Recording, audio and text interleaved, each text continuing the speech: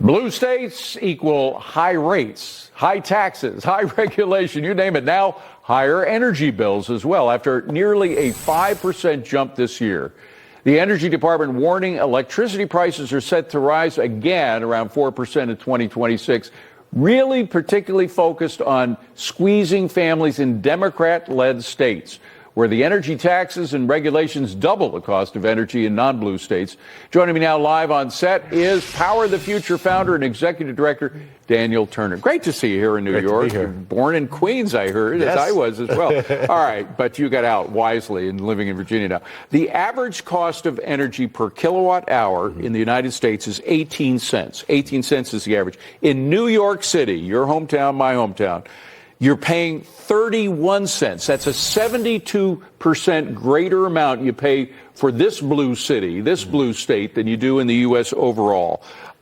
We're getting screwed. Why? You are, and it's because of mandates that come at the local here in New York City and at the state level, Albany, where they require X percentage of our electricity has to come from wind or solar. Well, we don't have a lot of wind or solar, but if you're the grid, you have to buy it from somewhere. And so you will go to other states, other grids, and buy their wind or solar, but they'll sell it to you at a premium. Right. So energy, electricity is a fixed commodity. And when you put requirements on it, government restrictions on it, on how much you can produce, and the supply is now hurt, but the demand continues to be the same, the only thing that can happen is the price to go up. Right. And we saw coal shut down under Andrew Cuomo. We saw nuclear shut down. Right. So our supply has dwindled and our demand continues to go up. Although the supply that New York is sitting on top of is huge. Mm-hmm. New York has 214 trillion cubic feet of natural gas. The Marcellus, the Utica Point Pleasant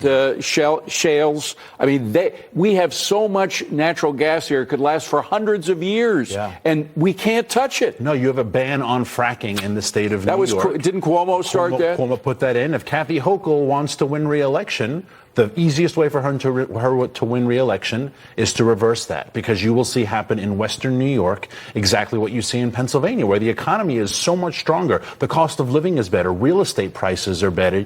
Then there's this imaginary line between Pennsylvania and New York, and everything changes. And that part of New York State needs the jobs. I was just going to say, that part of New York State has lost a lot of manufacturing jobs over decades and decades. This could create a revival for that part of New York. But the best thing is the consumer would get a huge break that we're not getting now. Instead of paying 72% over the average, we may come below the average. Absolutely. And New York City needs a lot of electricity, because just look at the lights around us in this room, let alone Manhattan Island. So they need natural gas supply to lower electricity rates. But if you are Governor Hochul or soon to be Mayor Mamdani, you have the perfect foil in Donald Trump. Anything that goes wrong, you just blame Donald Trump. But how could they? Everybody knows. I mean, that's kind of an overused phrase for that, but everybody realizes that he has brought down the cost of gas at the pump. He has this very friendly attitude towards fossil fuels, the creation of the stuff we're blessed with in this country.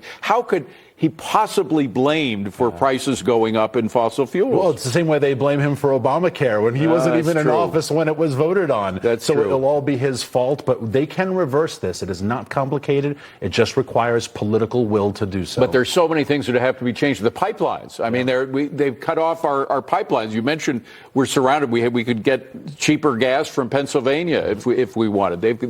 They have a more sensible attitude towards drilling in their own property. They do, and Democrats in Pennsylvania, whether it's the Governor Shapiro or Senator Fetterman, the leading Democrats in Pennsylvania are pro-fracking and pro-fossil fuels. So why is New York so different? And the only ones who suffer as a result of the intransigence of New York Democrats are New Yorkers. I want to switch to another subject. It's almost funny, but a federal judge has upheld a new Hawaiian climate change tax on cruise passengers. And how do you think cruise lines are going to fare with a new tax? I mean, a lot of people are usually on the line about taking a cruise mostly for money reasons. But if it goes up with this tourist tax, cruise lines are going to go broke. Or they're just going to charge more to their customers. The company is not going to pay more in this tax. They're just going to charge every passenger a little bit more, and then the government gets more revenue. So all these climate taxes, this is all just, they're kind of like Somali daycare centers. They're a way to funnel money to political operatives, and they disguise it under the children, the climate, the future. It's all grift and theft. Don't you think that grift has been uncovered in recent times, particularly when you look at Greta Thunberg and everything she's getting into?